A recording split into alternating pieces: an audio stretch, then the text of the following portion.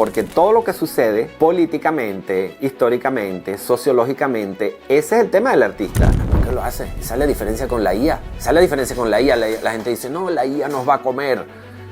Vale, ¿por qué? ¿Por qué? O sea, ¿por qué yo lo hago? ¿Por qué hago lo que hago? Es muy importante. ¿Por qué la IA? Porque tú le pones un prompt. Si no le pones el prompt, la IA de por sí, bueno, por lo menos de momento, no te va a hacer. Tú puedes ser un buen violinista, pero no eres artista. Puedes ser un buen guitarrista, pero no eres artista. El artista es cuando tocas el violín y haces una obra de arte. No importa, lo voy a dar todo. O sea, no importa si me muero. Es como, bueno, no sé si la comparación es como estar enamorado de la otra persona y tú dices, yo doy la vida por esa persona. Es un poco así. A veces la gente me pregunta de las macetas de bonsái, ¿y esta maceta aguanta? Digo, aguanta todo. Si eso está quemado a 1250 grados, o sea, lo único que no puedes darle con un martillo, ¿verdad? Pero aguanta todo, aguanta agua, aguanta. Entonces, en España se valora poco la artesanía. No es que no se valore, vamos a decir, sino que lo quisiera tener, pero no estoy dispuesto a pagarlo.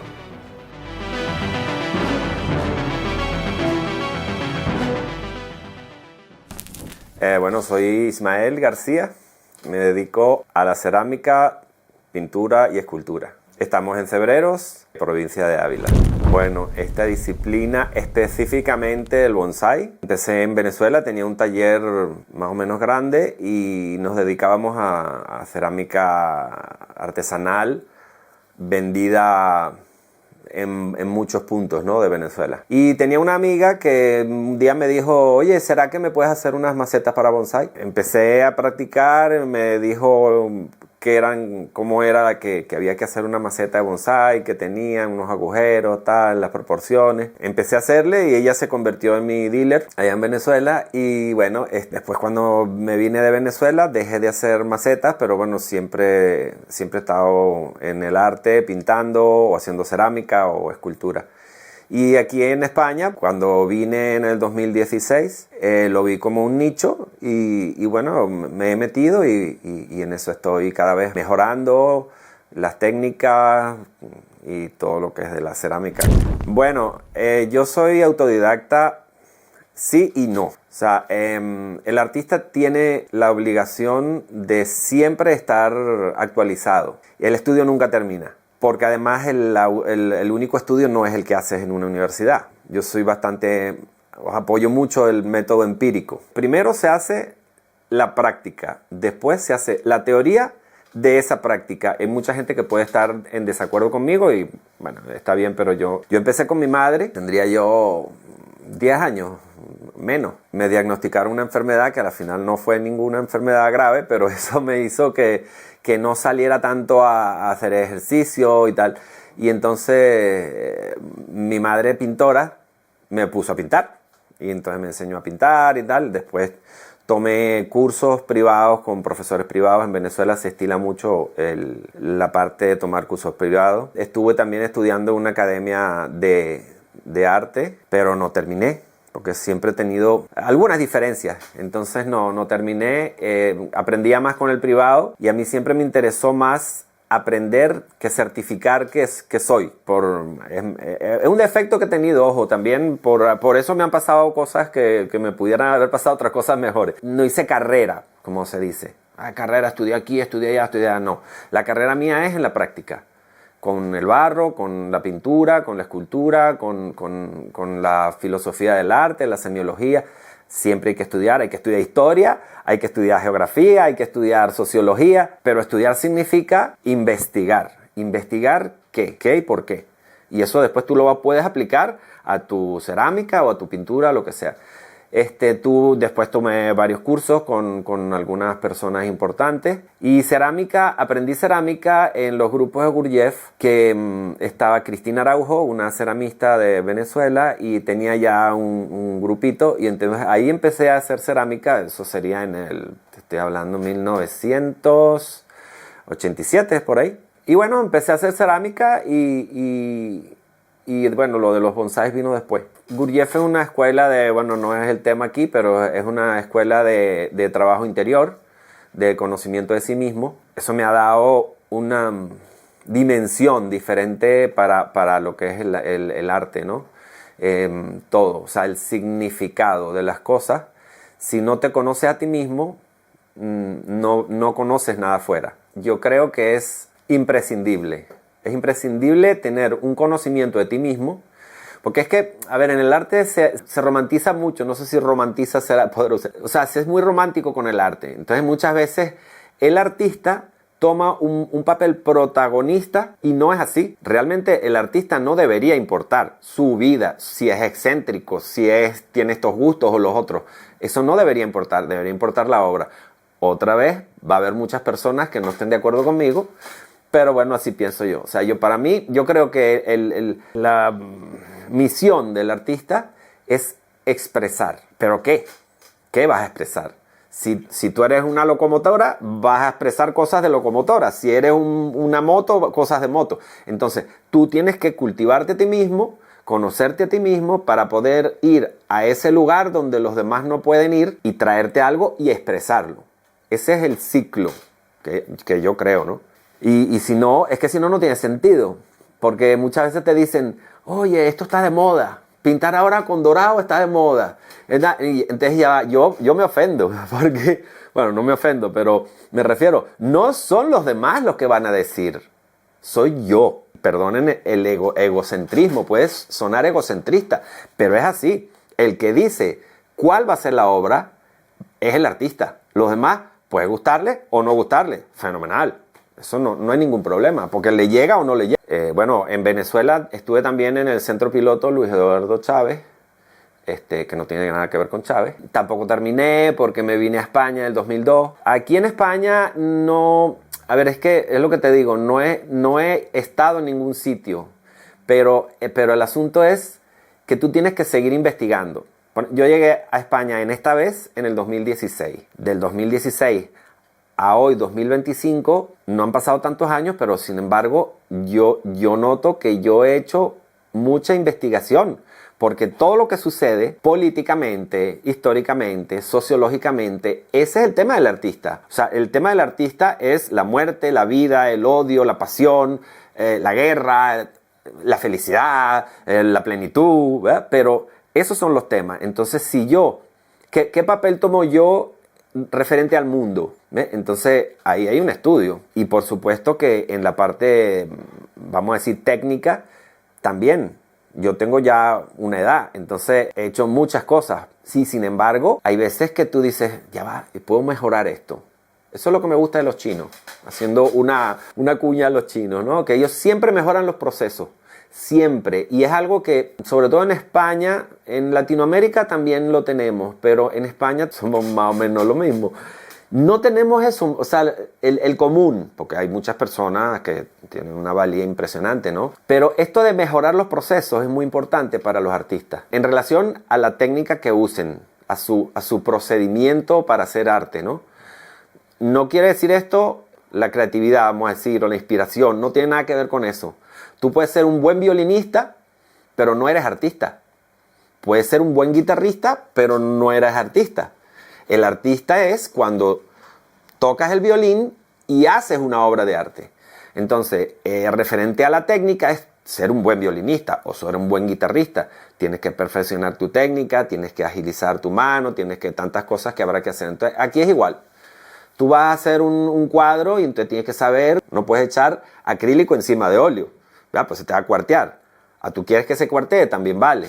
Pero todo eso, el conocimiento de los materiales, cómo se comportan los diferentes materiales es muy importante. Y eso está siempre, siempre hasta el último día de la muerte en investigación. Yo me acuerdo que para saber qué es la cuestión áurea, primero tuve que escuchar a otro colega, bueno, en este caso no un colega, sino a mi maestro que me habló de la sección áurea, ¿verdad? Entonces, un libro, tenía que ir a una biblioteca.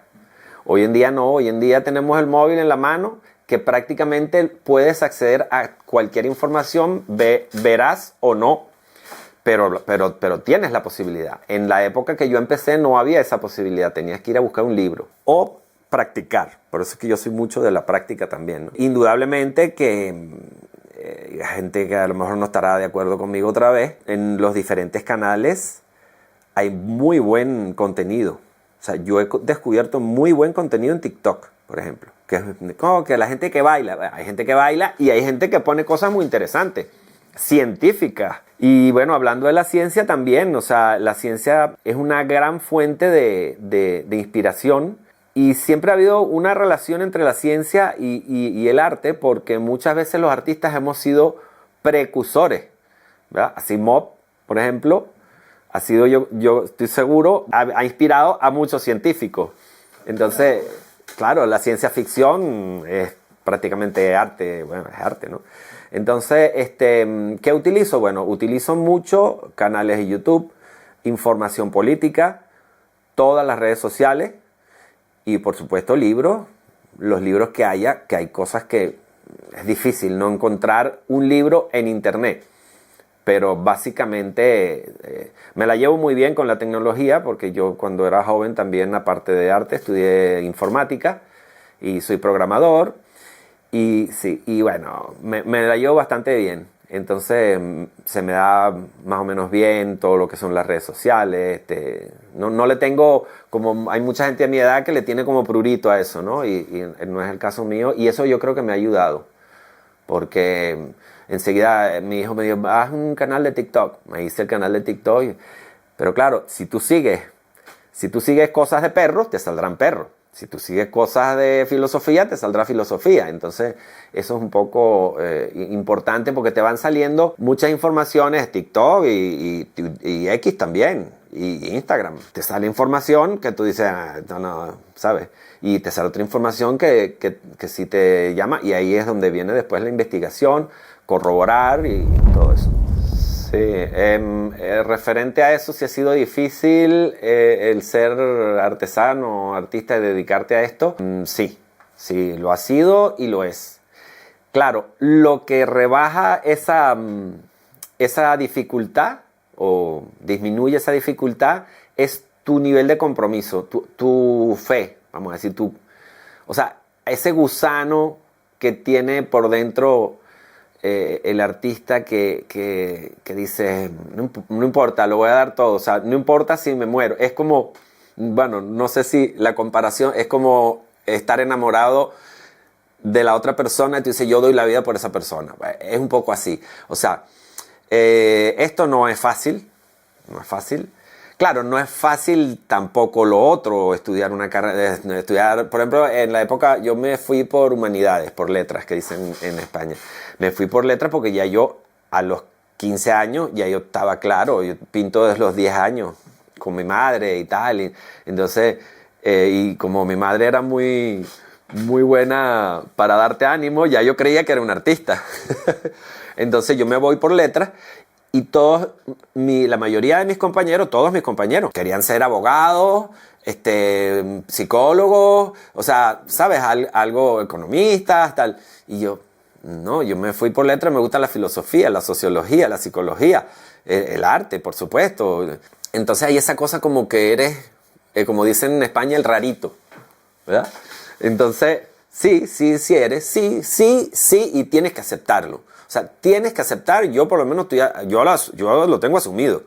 A mí no me gusta la música que le gusta a los demás, no me gustan las cosas que le gustan a los demás, no tengo las costumbres de los demás, porque es así, generalmente es así. Yo no digo que haya otras personas que tal, pero tienes un entorno que te va llevando cada vez más a ese sitio y te comprometes con ese sitio y es como un poco lo que hablábamos antes de Gurdjieff. Una vez que tú conoces o descubres el conocimiento, ya no tienes vuelta atrás, ¿sabes? Porque entonces sientes como una culpa, ¿no? O sea, yo a veces, y eso me imagino que le pasa a todos los artistas, a todos los artesanos, no, yo me voy a dedicar a otra cosa, voy a poner un negocio, voy a estudiar tal historia, y sobre todo cuando sabes hacer muchas cosas, ¿no? Inmediatamente sientes como si estás traicionando. Bueno, yo me siento así cuando tengo esas ideas. O sea, yo voy a buscar trabajo y voy a dejarme de estar en Venezuela se llama pendejada. Me voy a dejar de pendejada y voy a buscar un trabajo que tenga mi tal. Y entonces inmediatamente siento una culpa, ¿sabes? O sea, pero ¿cómo? A ver, ¿no? Es que yo tengo una responsabilidad. O O sea, y yo lo veo así desde joven. Yo tengo una responsabilidad. Y si yo no llevo a cabo esa responsabilidad, nadie lo va a hacer. O sea, lo harán otros lo suyo, pero lo mío no lo va a hacer nadie. Mi responsabilidad solo la puedo asumir yo. Y entonces, bueno, a lo mejor para algunas personas eso será ser muy pretencioso. Bueno, puede ser, pero yo lo siento así. Digo, no, yo, aunque sea cualquier cosa, me quedo dibujando. Pero después llegas y dices, no, tengo que seguir. Y bueno, la dificultad hoy en día, yo creo que la dificultad siempre ha habido esa dificultad de lo que es la venta, ¿no? O sea, de cómo mantenerte. Eso es lo que lleva a la diferencia de venderte, pero eso yo creo que pasa en todo. Yo creo que eso pasa en todo. De venderte o ser. Si tú eres, probablemente no le guste comprar lo tuyo, o sea, comprarte.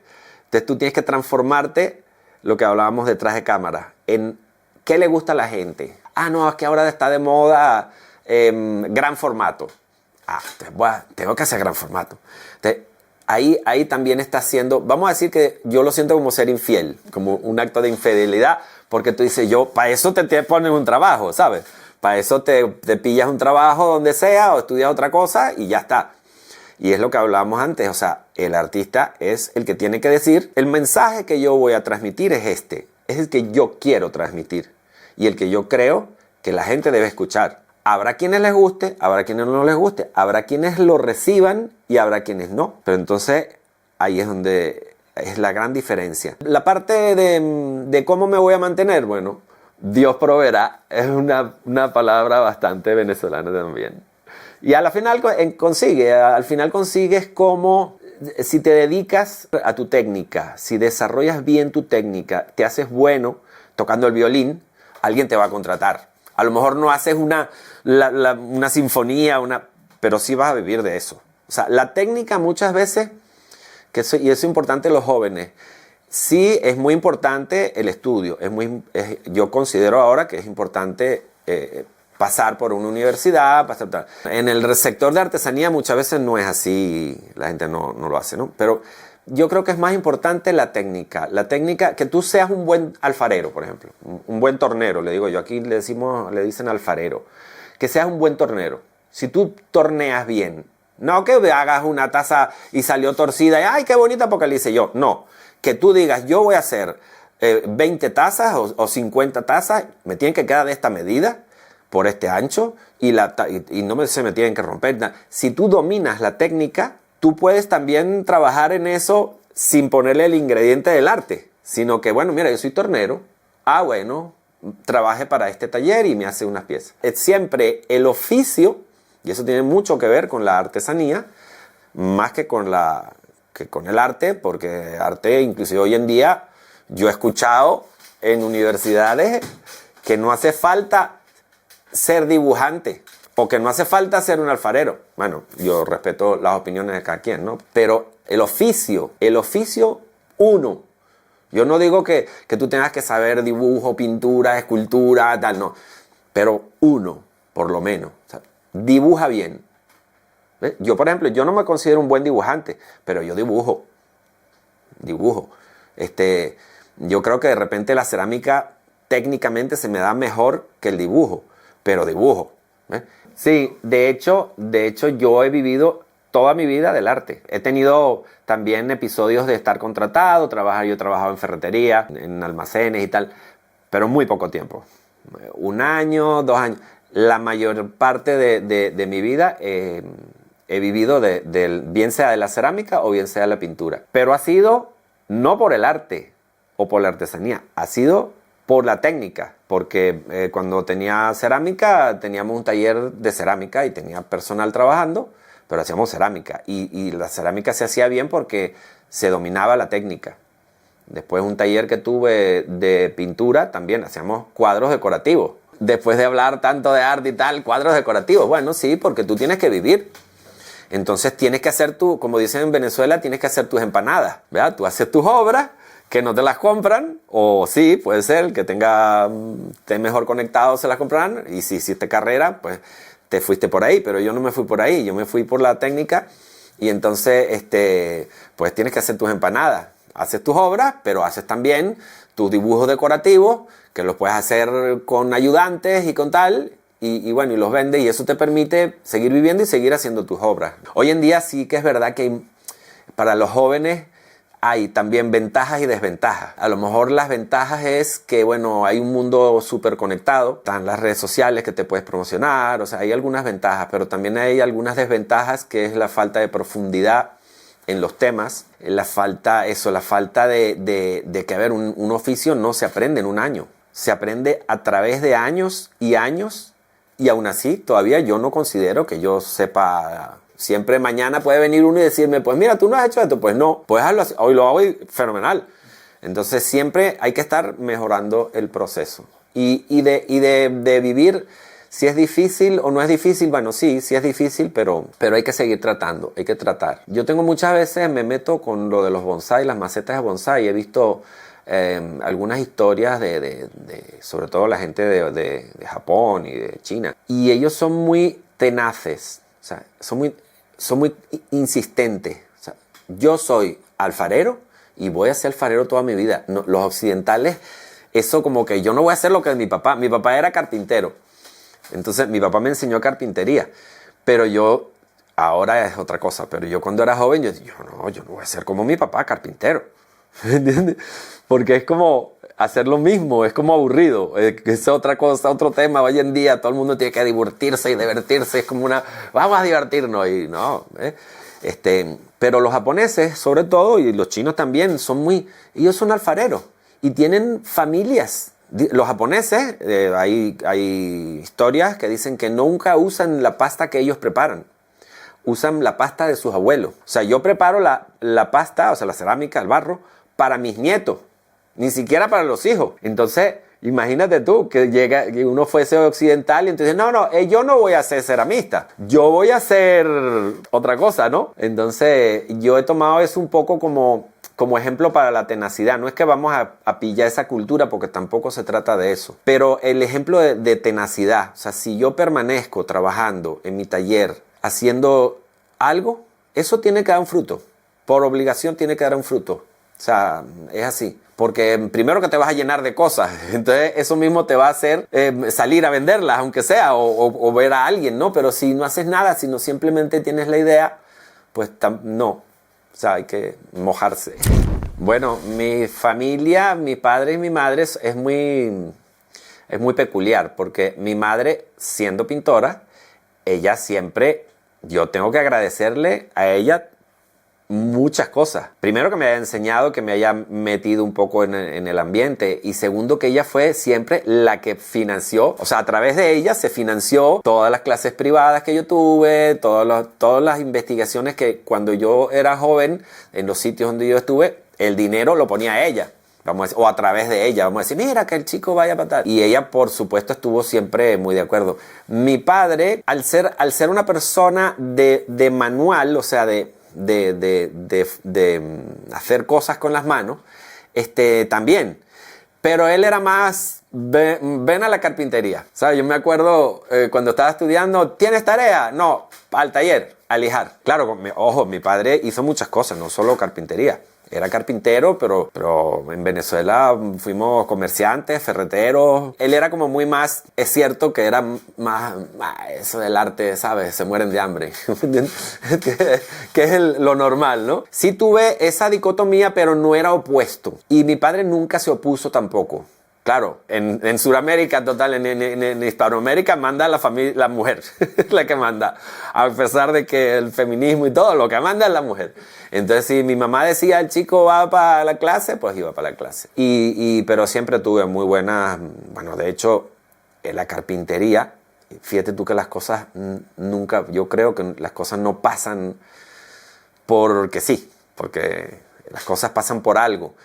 Y la carpintería me ha dado técnicamente unas posibilidades que no tendría. O sea, si solo hubiese sido la instrucción de mi madre, sin la parte de carpintería de mi padre, no hubiera hecho lo que he hecho. No hubiera podido.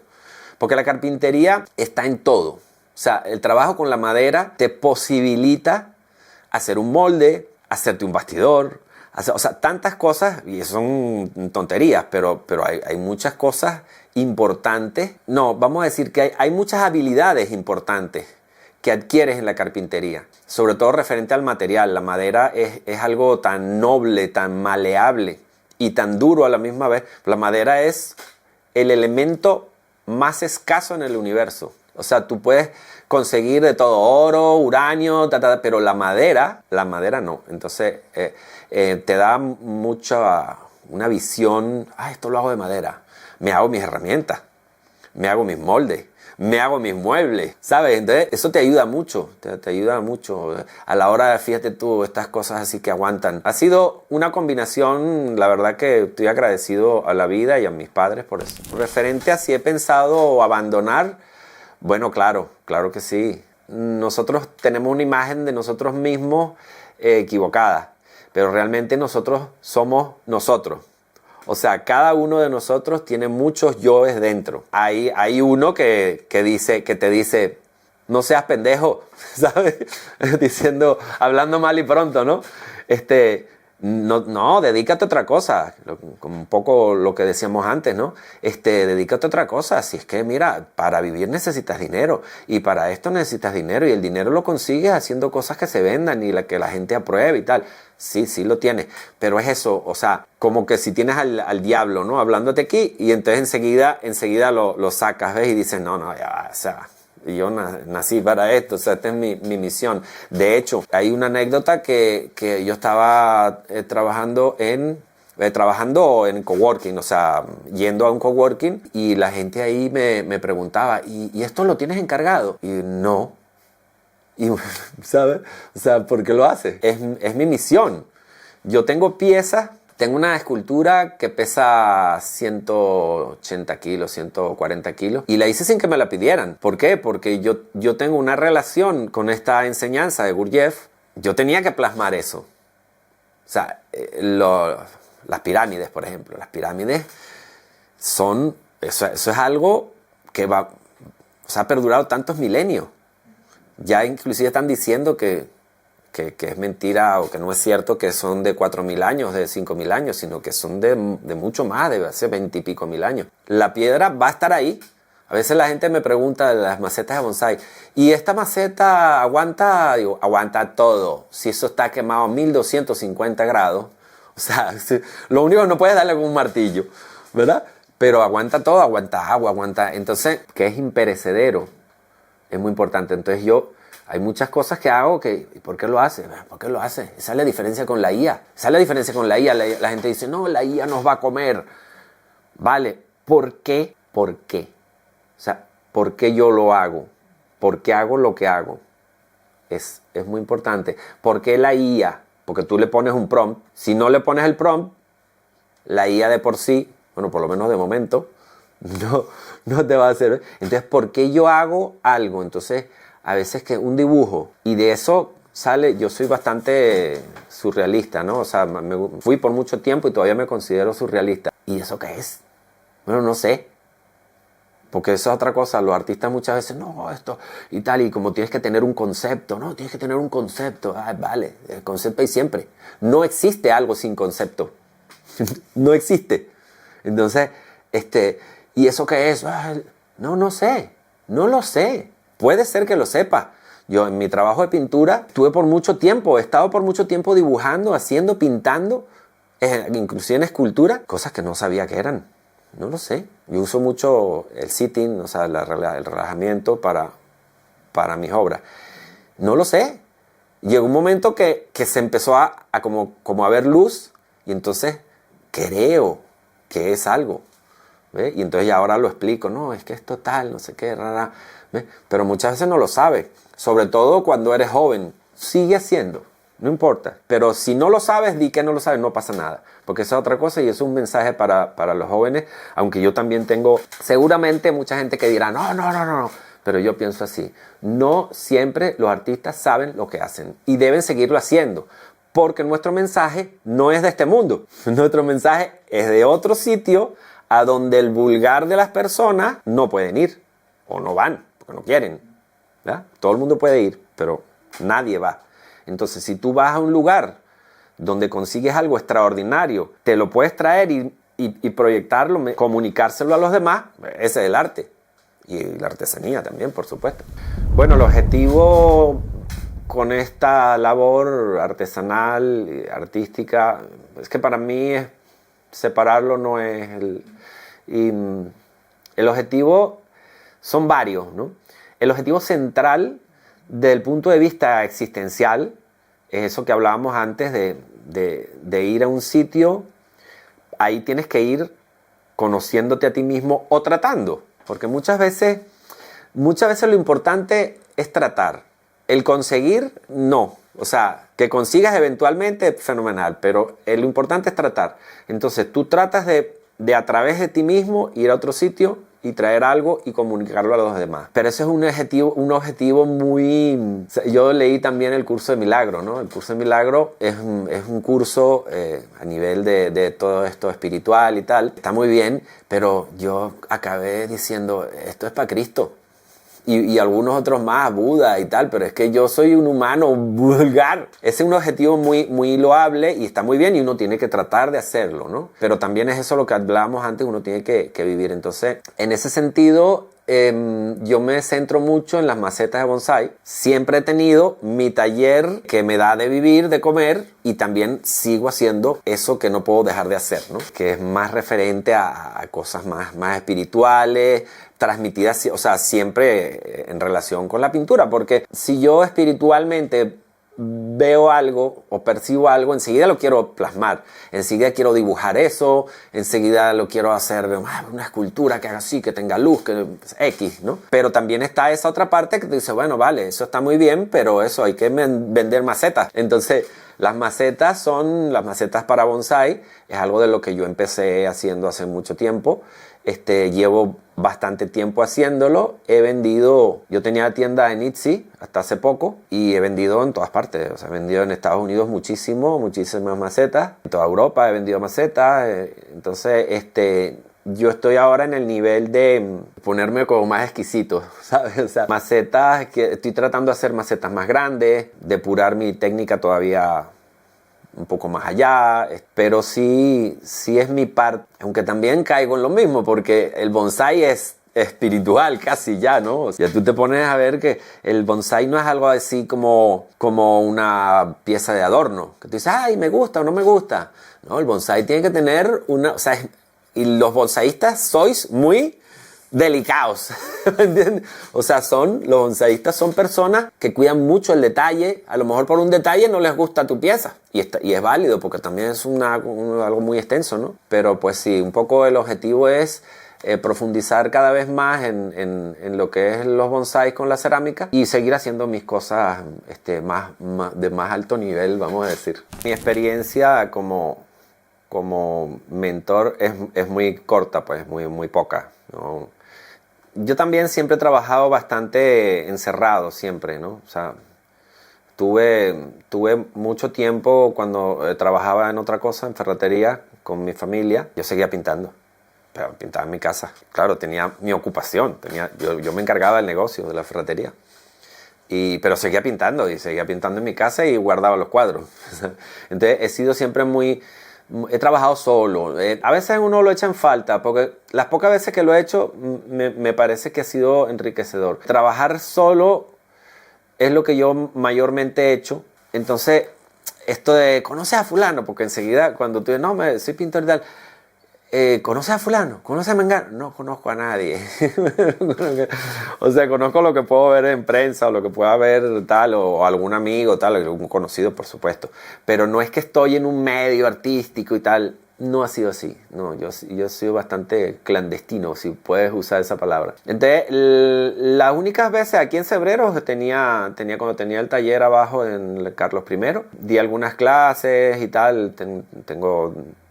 De hecho hay una señora que todavía viene y le horneo las piezas. Después tuve otra chica que estaba con el torno y tal, que por cierto se perdió, no la vi más. Pero no, realmente no he tenido así mucha... Es que, por ejemplo, tú antes ibas a aprender, como yo aprendí carpintería, por ejemplo, o cerámica. tenías que estar ahí tu tiempo, tenías que gastar tu tiempo aprendiendo eso, prácticamente. Yo aprendí carpintería a través de años, de trabajar con mi papá. Yo tuve la suerte de tener que mi padre era carpintero y aprendí. Mi madre era pintora y aprendí la pintura. Por supuesto, después hice otros cursos, otros estudios, tal, pero es así. Entonces, la gente hoy en día es un poco como que voy a hacer un cursito, entonces lo ponen a pintar cerámica. No, pintar cerámica no es aprender cerámica. O sea, la cerámica tiene, de hecho, aprovecho para decir que la cerámica es el patito feo de las artes, ¿verdad? O sea, y yo que vengo de la pintura, veía la cerámica, tú sabes, un poco una taza, ¿sabes? Florero. Pero después que tú conoces realmente, dices, no, es que a ver, aquí tienes que saber de fuego, tienes que saber de esmalte, tienes que saber de pasta, tienes que saber de materiales, porque es increíble la cantidad de químicos. No es que tienes que ser un ingeniero químico, pero tienes que saber, o sea, qué es un óxido, cómo se comporta, cómo está compuesto un esmalte, o sea, cosa que en la pintura, por ejemplo, no es así. Porque en pintura, quitando, hacerte tus telas o tus pinturas, yo no creo que hoy haya muchos pintores que se hagan sus pinturas, ¿qué más vas a hacer? No necesitas saber nada, porque es algo, la plasticidad es diferente, o sea, tú lo hiciste y ahí está. Óleo, vale, vamos a trabajar óleo. Un cuadro al óleo es diferente que un cuadro acrílico, ¿verdad? Tarda más. Tienes que saber a lo mejor, pero es que no es comparable con la cerámica. ¿Qué es lo que pasa? Que hay una imposibilidad, o sea, hay una dificultad aprender cerámica, por ejemplo. ¿Por qué? Porque tienes que invertir mucho tiempo y después está lo otro que hablábamos antes. ¿Cómo te vas a ganar la vida con ese tiempo que invertiste? Ah, pues yo prefiero estudiar Derecho, estudio 6, 7 años, hago después una especialización, y entonces me van a contratar en el Estado o me va a contratar un bufete y entonces, ¿sabes? Entonces, la diferencia ahí es el llamado que sientes. Si sientes el llamado y eso a lo mejor gana. Entonces y yo creo que en todas las artes es igual. La fotografía también es igual. La arquitectura. La arquitectura, mi hijo es arquitecto y mi nuera. Y una cosa es hacer un edificio. O sea, no todos pueden hacer el Teatro de la Ópera de Sydney, ¿verdad? Generalmente hacen casas para que viva la gente y edificios y tal. Y entonces, lo que me dijo el otro día el hijo mío, yo soy un dibujante. Te dan el título de arquitecto, pero realmente trabajas para una empresa de arquitectos que no le importa mucho. Bueno, habrá de todo, por supuesto, buenas empresas de arquitectura que hacen las obras, las torres de Madrid y tal, pero quitando como los futbolistas, ¿verdad? O sea, ¿cuántos futbolistas hay en el mundo? Muchísimos. ¿Cuántos son estrellas? Poquísimos. Entonces, esto tienes que invertir un tiempo en adquirir una serie de habilidades y de conocimientos que es prolongado en el tiempo, que no te va a dar un beneficio tan a lo mejor lo que tú esperas, ¿no? También hay personas que ganan mucho dinero con el arte, ¿no? Y es también saberse proyectar con quién te relacionas y cómo te relacionas, ¿no? El estado actual de los artistas aquí en Cebreros, bueno, sí yo creo que hay una gran variedad.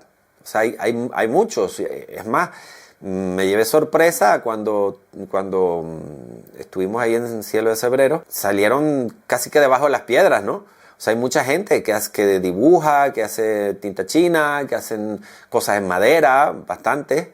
No recuerdo los nombres, no tal, porque son personas, yo pues como persona arraigada que me confieso, desarraigada, perdón, que me confieso, pues llevo también poco tiempo aquí, 4 años, no es nada, ¿no? Y conozco a algunas personas, pero es muy, fulano, hace tal cosa, tal. En Madrid de repente conozco un poquito más de personas porque estuve como 4 años en Madrid en Pottery Gym, que es el coworking, haciendo muchas cosas y hice buenas amistades. Conozco personas muy valiosas de ahí y tal. Y aquí en Cebreros, pues también sé que hay muchas personas que se dedican sobre todo a la artesanía. Bueno, yo pienso que nos falta, pero es que la vida cotidiana, la vida moderna no nos da mucho espacio para esa libertad que necesitaríamos de relacionarnos entre nosotros, ¿no? Y yo creo que no estamos articulados, e inclusive aquí va también el sector comercial, porque uno es una persona que también necesita sus recursos, ¿ves? Entonces, el sector comercial, o sea, el sector artístico o de artesanos es muy valioso para el sector comercial, porque es un punto más, lo que hablábamos antes, o sea, es una razón más para venir a Cebreros. Yo también allá, yo vivía en Venezuela, en Valencia, en un sitio apartado de la ciudad de Valencia que se llama La Entrada. Y entonces las autoridades de allá decidieron un día que eso iba a ser una zona turística. Y entonces pusieron La Entrada, zona turística. Y había artesanos, sí, había gente que hacía cosas. Pero las cosas, o sea, los sitios, los lugares no son turísticos porque lo diga una persona. O porque pongan un cartel. Zona turística, zona artesanal. No, hace falta articular eso. Yo creo que nos falta, por esa misma vida cotidiana que llevamos, un poco de espacio para relacionarnos entre nosotros y compartir y decir, oye, ¿qué haces tú? ¿Qué tal? El medio artístico ya de por sí es un poco complicado para eso, ¿no? Porque suele haber mucho ego, ¿no? Y tal. Pero sí, inclusive yo tuve un maestro que no le gustaba que la gente viera su taller ni nada. Dice, no, es que después están haciendo cosas como las mías. Entonces, bueno, tiene sus razones. Y sin embargo, un colega, Paco Bugallo, vecino mío allá en Venezuela, que vive aquí en Galicia ahora, decía, es que todos nos copiamos. Y es verdad, no nos copiamos, ay, voy a hacer lo mismo que este y tal. No, sino que nos copiamos es que inevitablemente tú ves cosas, ves naturaleza, ves animales, ves personas, percibes, y eso que percibes es lo que vas también a transmitir. Entonces, bueno, obviamente nos estamos copiando también si vemos otra tal, pero bueno, el hecho es que sí, yo pienso que tendríamos que tener como una especie de forma para articularnos y compartir de repente, pues eso, cómo vamos a poner un centro de tal, vamos a poner una galería donde podamos todas las personas que hacemos artesanía en Cebreros poner nuestras cosas, que estaría bien. No conozco muchos artesanos, sí sé que hay muchos, pero no los conozco personalmente. Personalmente conozco 2 o 3, pero sé que hay más, porque yo sé que hay más. Bueno, referente a si se valora o no se valora la artesanía, es un tema álgido que igual habrá personas que estén de acuerdo conmigo y otros que no, pero yo creo que no se valora porque la artesanía es algo que se hace, la artesanía es algo que lleva mucho tiempo y no implica el esfuerzo. Generalmente, a menos que hagas una artesanía para vender comercial, que sí lo hay, los típicos imanes que se pegan en la nevera, los recuerdos de tal, los mugs de tal, eso está bien y es necesario que se haga con el menor esfuerzo posible y con lo más rápido posible y lo menos personal y tal, porque es un negocio, vamos a decir. Pero la artesanía verdadera no tiene ese ingrediente. No importa si te tardas 1 hora, más o menos. Al artesano no le importa, al artista no le importa. Lo importante es el resultado. Y el resultado y la experiencia, las dos cosas. O sea, el trayecto y lo que vas a lograr. La gente no tiene un especial, sobre todo en España, ¿no? Y aquí voy a ser crítico. Yo como español, pues, lo puede hacer cualquiera, ¿no? Realmente. En España se valora poco la artesanía. No es que no se valore, vamos a decir, sino que lo quisiera tener, pero no estoy dispuesto a pagarlo. Por ejemplo, un mug de café con leche. Tú afuera de los Pirineos hacia arriba, puedes vender un mug en 20 euros, 25 euros. Yo estaba en un aeropuerto Suecia, en Noruega, y un mug no te baja de 40, 50 euros. Con calca. Ojo, con calca, no un mug con calca. Entonces dice, y aquí, si se te ocurre vender un mug por encima de 10 euros, ya eso es carísimo. Ya 10 es carísimo, porque tú vas al chino y lo consigues en 3 euros. Bueno, ahí entramos otra vez en política. ¿Qué aranceles se cobra, no? Ahora que están de moda esto de los aranceles y el señor Catire del Norte, ¿no? Yo creo que hay que poner un poco de orden ahí, pero muchas veces no. Siempre la política es más negocio. No puedo hablar más porque entonces me van a perseguir. Pero sí, el precio que tú puedes pedir por una artesanía en España generalmente no se paga. Sí hay personas que lo pagan. Sí, pero son pocas. Son muchas las que a lo mejor les gusta. Es otra cosa. Una cosa es que me guste. Oye, sí, lo quisiera tener. Sí, soy mileurista. O sea, no me puedo permitir comprar un mug para tomarme café todos los días en 30 euros, cuando en el chino, no igual obviamente, pero que también me gusta porque tiene un esmalte fenomenal. O los de Ikea, por ejemplo. Ikea hace cosas muy bonitas, industriales pero bonitas. O sea, a mí me parece que las cosas de Ikea, muchas son buenas. Es más, yo tomo todos los días en tazas de Ikea. Una cosa es que te guste y otra cosa es que digas, no, lo voy a comprar. Tienes que tener el dinero. Te gusta, pero tienes que tener el dinero y tienes que tener la posibilidad de gastarlo en eso. Nos gastamos 50, 60 euros en un bar, pero no vamos a pagar 30 euros por un mug. Yo suelo decir, los españoles queremos un caballo pura sangre, pero a precio de burro. ¿Sabes? Referente a si siento abandono de parte de la comunidad mandante, vamos a decir, por no decir otra palabra, y yo tengo, referente a eso, una opinión normalmente controversial, que es que yo soy anarcocapitalista. Entonces, para mí, no puedo decir lo que quisiera decir, pero yo no estoy pendiente de que nadie me apoye, ni lo quiero tampoco. El hacerte receptor de ayudas, subvenciones, te hace esclavo también de eso, ¿ves? Porque te hace esclavo en el sentido de que no puedes vivir sin él. Yo prefiero vivir de mi oficio, o sea, yo prefiero ser violinista y tocar bien el violín, que me contraten, en vez de ser artista, violinista, y que me manden a sitios del Estado, me hagan representación del país y tal, ¿sabes? Nunca, cuando uno es muchacho joven tiene muchas ideas. Yo era hasta socialista, pero después que va pasando el tiempo, te vas dando cuenta, vas teniendo experiencia. Claro que hay abandono, o sea, claro que hay abandono, pero el abandono no me afecta a mí específicamente por esas ideas que yo tengo, ¿no? O sea, yo soy un poco antiestado. Yo creo que el Estado, y esto si es política, es inevitable. El hombre es un ser político. El Estado, cuanto más pequeño sea, mejor nos va. Cuando los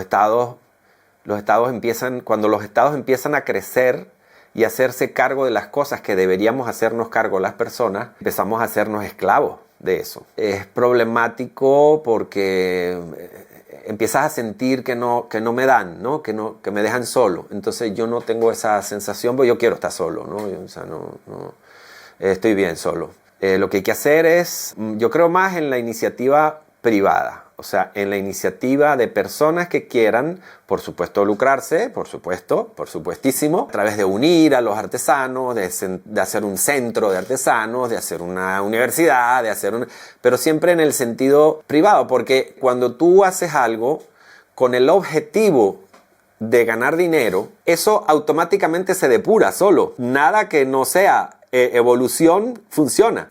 ¿Hay abandono? Sí, claro que hay abandono, porque esto es algo que da en virtud de un servicio. O sea, el arte, sobre todo las artes escénicas, ¿verdad?, dan en virtud de un servicio. Los artistas se convierten muchísimas veces, en la mayoría de los casos, y sobre todo hoy en día, en la propaganda de una ideología, porque la gente está todo el tiempo viendo. En España se ve mucha televisión, entonces si tú estás como el Gran Hermano, ¿no?, de Orwell, estás siempre escuchando y escuchando, te están diciendo la misma cosa. Y los artistas se convierten muchas veces en ese aparato de propaganda, ¿verdad? De la ideíta, ¿cómo llaman eso?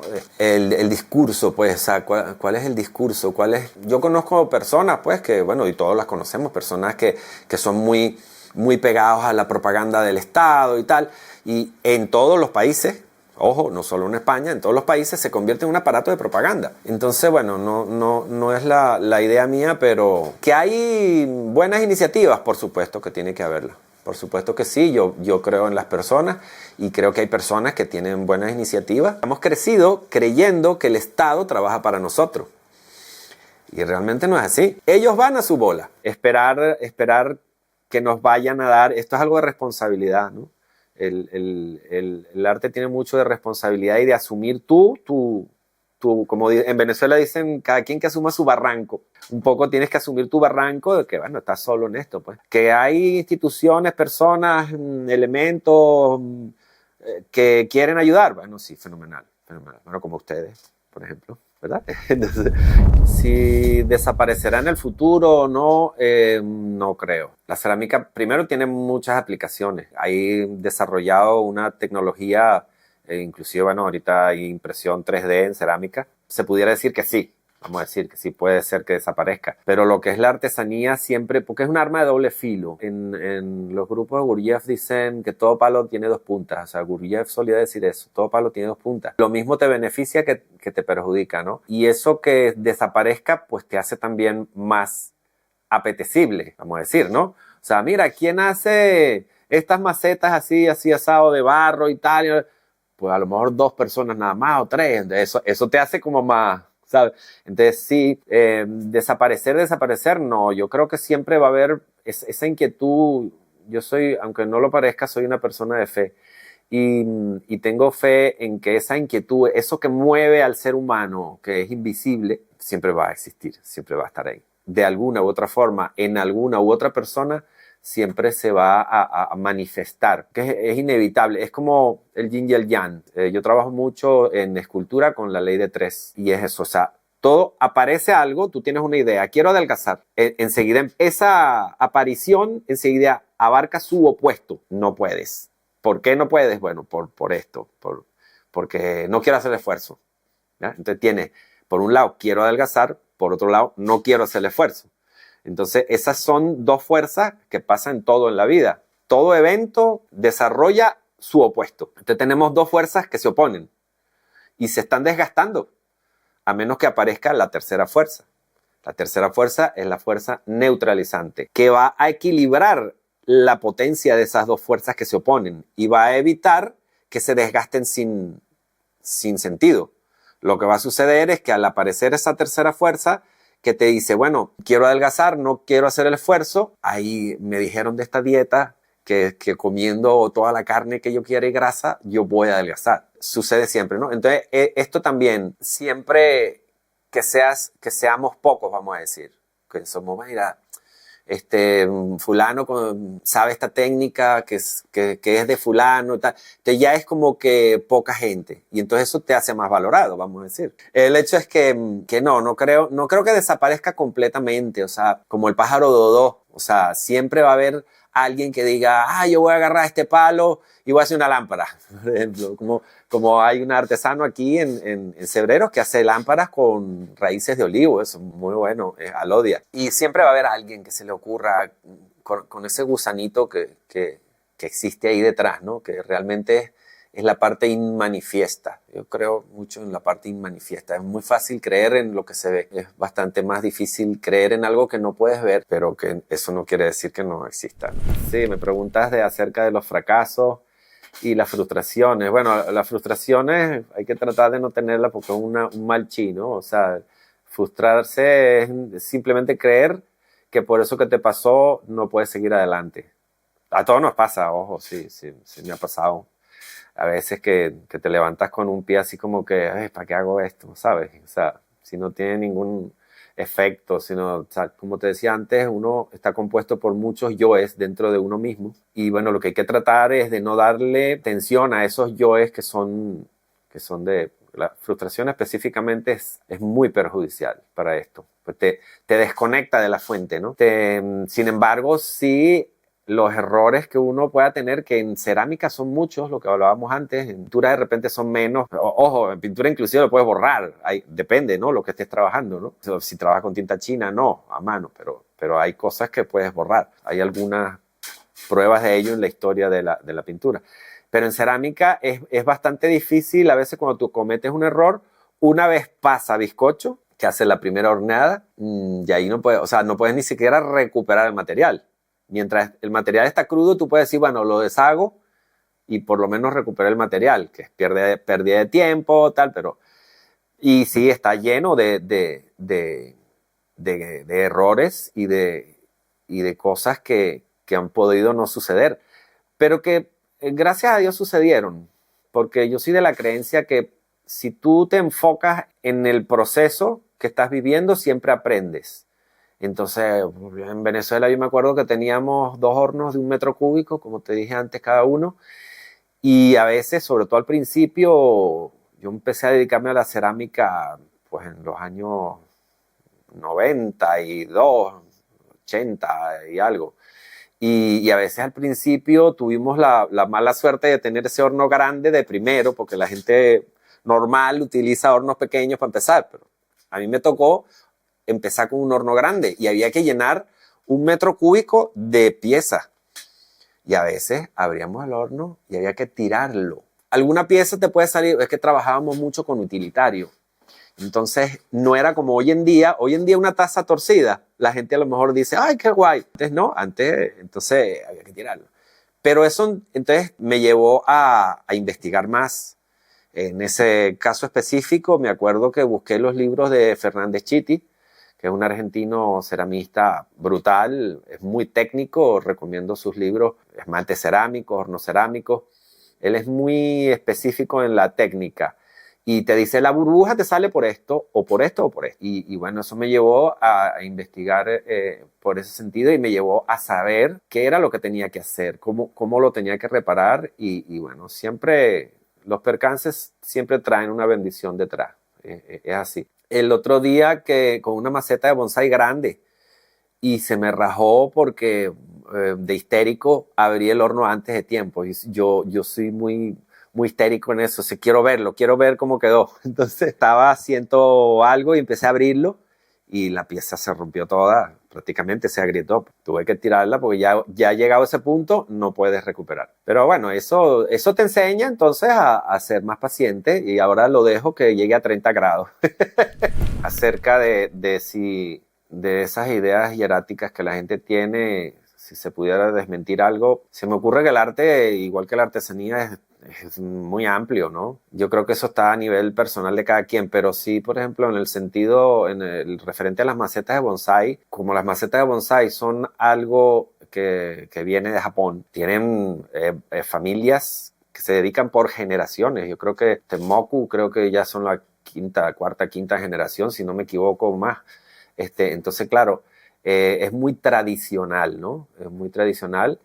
Y bueno, ya tienen, como el que hizo muchas veces café, por ejemplo, yo me pasa con el café. Entonces ya esa gente está como en ese nivel en donde sabes que tú no puedes inventar algo. Entonces mi trabajo de macetas de bonsái es justamente inventar cosas, porque yo tengo ese gusanito que me habla, ¿no? Ese yo, otro yo que dice cosas, ¿no? Y bueno, yo considero que tengo mi estilo, ¿no? Porque yo no soy japonés, o sea, yo soy hispanoamericano, entonces, bueno, tengo mi concepción del mundo, y entonces, bueno, pues trabajo diferente. Pero mi estilo es más libre, ¿no? Más, vamos a decir, occidentalizado. Entonces hay un grupo de bonsaístas que no aceptan que haya esos cambios. Y hay otro grupo que sí, yo creo que ahí está, gracias a Dios, está dividido, que el bonsái es algo que mundialmente ha tomado unas dimensiones que ya se les escapó de las manos a los japoneses. O sea, ya no pueden decir, no, eso es japonés, bueno, que se origina en Japón, pero es que hoy en día hay gente haciendo bonsái en China, en Noruega, en Estados Unidos. Estados Unidos hay un mercado grandísimo de hecho, quiero meterme en alguna feria allá en Estados Unidos. He estado conversando con personas, con bonsaístas, que dicen, no, pero es que eso no, depende del color, de repente la textura, sí hay esa diferencia. Y desmitificarlo, bueno, no, yo pienso que o sea, habrá gente que quieran seguir el camino tradicional y habrán otras personas que quieran arriesgarse con otras macetas diferentes. Una de las cosas que yo creo que ha sido para mí importante es cuando vi el horno de mi abuelo, porque mi abuelo por parte de madre, Joaquín, se dedicaba a hacer tejas. Y de eso me enteré yo más, qué sé yo, cuando tenía 16, 15 años, ¿no? Que mi madre me contaba. Entonces nunca pensé que iba a haber esa relación que yo tengo con el barro, como iba a ser de los ancestros. Yo sí me acuerdo que mi madre me decía que hacían muñequitos, los metían en el horno, pero es un cuento como de cuando eres niño que no te acuerdas bien. Pero cuando ya ahora de mayor fui a Teruel, a Ariño, que es el pueblo de donde es originaria mi madre, y pasamos por ahí y me dijo, mira, ese es el horno de tu abuelo. Y entonces, no puede ser, vamos, entonces fuimos, y bueno, está derrumbado, como muchas cosas en España. Estaba el horno, claro, ellos cocinaban en baja temperatura, hacían tejas. Entonces trabajaban con barro rojo. Estaba el horno en sí, sin techo, porque era un horno que era un agujero en el suelo, revestido de ladrillo y con el hogar por detrás, donde metían la leña y tal. Y eso fue muy significativo para mí. La verdad que fue como decir, mira, sí había alguien haciendo otras cosas iguales a mí, o sea, bueno, o relacionadas, ¿no? Después otra cosa también es cuando vienen mis nietos y se sientan en el torno. Son muy chiquititos, ¿no? Había 3, 4 años, hay otro que tiene 6, 7. Se sientan en el torno y empiezan a hacer cosas, entonces se quedan como, ¿sabes? Sintiendo el rodar el plato, ¿no? Y entonces, mire, es también muy significativo. A mi edad ya, pues, tengo de cuando era joven pintando en mi casa. Yo trabajaba, me tocó vivir joven, o sea, vivir desde muy temprano yo solo, pues. Mis papás vivían en otro sitio, pero tenían un piso donde vivíamos antes y entonces yo me quedé ahí prácticamente solo, ¿no? Y eso era mi taller, tenía ahí eso, para mí, esa es mi época de pintor surrealista, ¿no? Me dejó mucho producto, me dejó mucho satisfacción, ¿no? Me dediqué hacia lo que quería. No me pagaban, pero hacía lo que quería. Cuando me fui de Venezuela, hicimos una práctica en Panamá. O sea, yo antes de venirme a España, estuve 2 años viviendo en Panamá. Entonces, bueno, en Panamá conseguimos un contrato de unos cuadros decorativos, vamos a decir, que es lo que te da de comer, y entonces por eso nos pudimos quedar 2 años. Pero entonces mi esposa y yo alquilamos un piso y teníamos ahí, yo tenía mi taller ahí en el piso y gozaba como un enano porque de la cama saltaba para los cuadros o lo que estaba haciendo y de verdad que esa parte en Panamá fue muy, muy buena, sí. De producción que se abandonó, la abandoné en Panamá, pero no me la pude llevar, no pude traer en cuadros grandes. Entonces, bueno, eso toca, renunciar. Sí, bueno, en referente a si ha habido cosas curiosas que me ha pasado con algún pedido, con algún cliente, sí, muchas, ¿no? Pero las más relevantes así de repente es que yo tenía tienda en Etsy y me compraban mucho de Estados Unidos. Me contactó una persona de Canadá, me dijo que si hacía una maceta a medida.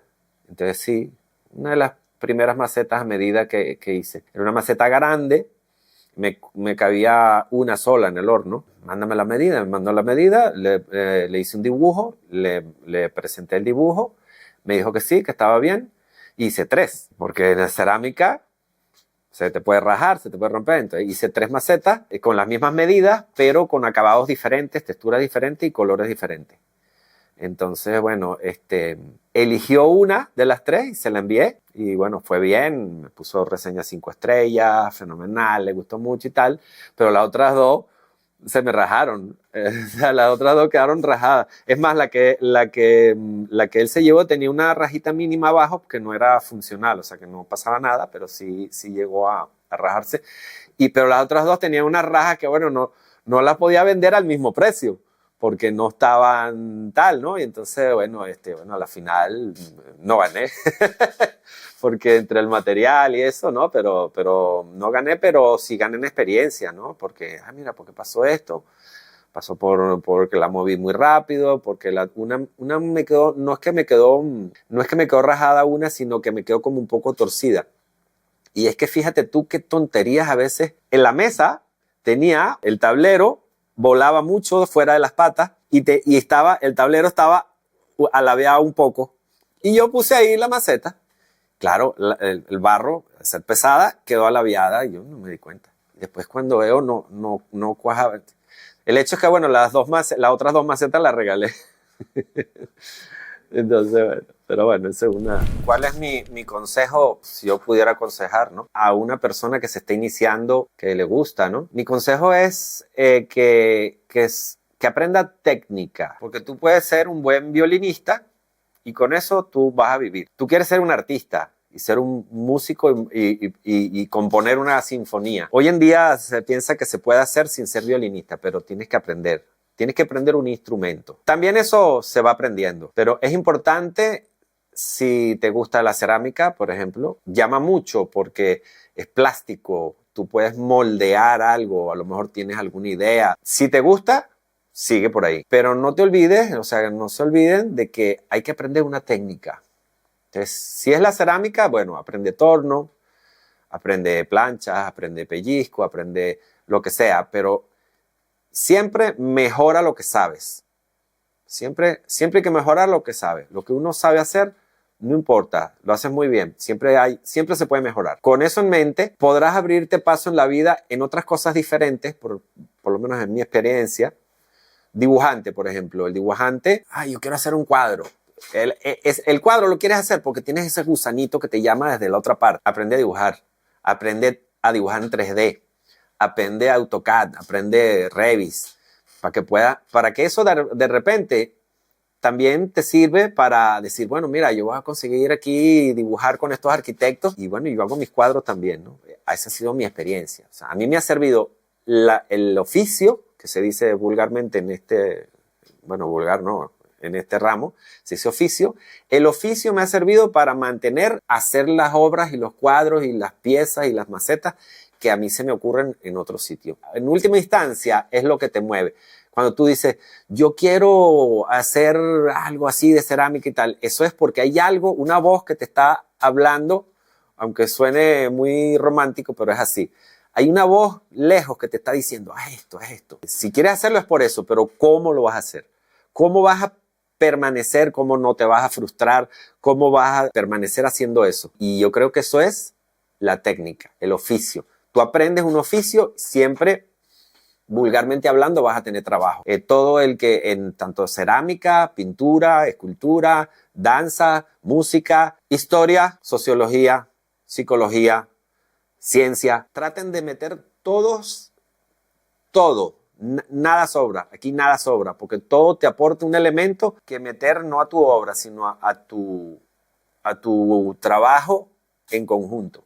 Cuantos más datos tengas, más vas a poder, más vas a tener para poner en tu obra, ¿no? Y bueno, básicamente, pues conocerse a sí mismo. O sea, el trabajo hacia adentro de uno mismo es también una parte muy importante. Yo estoy actualmente, vendo las macetas de bonsai en Bonsai Pot Store, que es una página donde inclusive ya pueden comprar online desde cualquier parte del mundo. Y bueno, las redes sociales, existo como Galo Artworks. Galo Artworks tanto en Instagram como en TikTok, como en X y en Facebook. Me pueden conseguir por ahí tanto mi currículum, mi historia, las cosas que digo y muchas cosas más que siempre posteo fuera de la línea del arte. Bueno, pues muchas gracias. No, gracias a vosotros. Y veo que, joder, Ah. queda bien esto. No.